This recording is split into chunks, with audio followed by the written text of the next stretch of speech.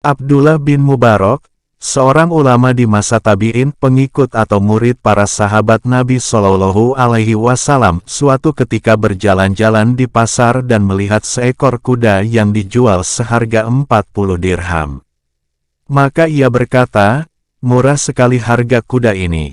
Ia bermaksud membelinya, tetapi sang penjual yang memang jujur berkata, "Wahai Syekh, kuda ini ada kelemahannya." "Apakah kelemahannya?" "Kuda ini tidak bisa dipacu, ia berhenti saat dikejar musuh sehingga terkejar, tertangkap, dan ia selalu meringkik ketika disuruh diam."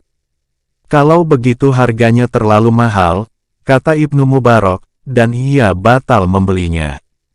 Suatu ketika Abdullah bin Mubarak melihat salah satu muridnya mengendarai kuda itu.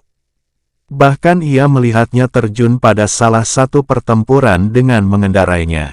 Tentu saja hal itu membuatnya bertanya-tanya atas kebenaran informasi yang diberikan sang penjual tentang kelemahan kuda tersebut. Pada suatu kesempatan, Ibnu Mubarak memanggil muridnya tersebut dan menanyakan tentang kuda yang ternyata telah dibelinya itu. Ia berkata, "Apakah engkau telah membuktikan kelemahan kuda itu?" Sang murid menceritakan kalau ia memang telah membuktikannya.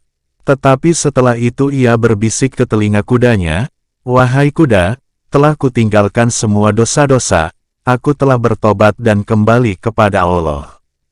Karena itu hendaklah engkau juga bertobat dan meninggalkan tabiat burukmu itu.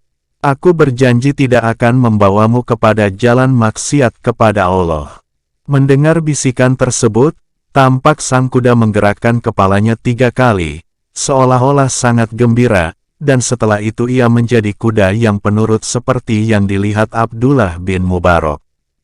Kemudian sang murid mengetahui bahwa pemilik kuda itu sebelumnya adalah seorang kafir yang lalim, karena itu sang kuda sering mengutuknya dan sering menjatuhkannya dari punggungnya. Tabiat buruk itulah yang terbawa pada kuda itu saat ia dijual.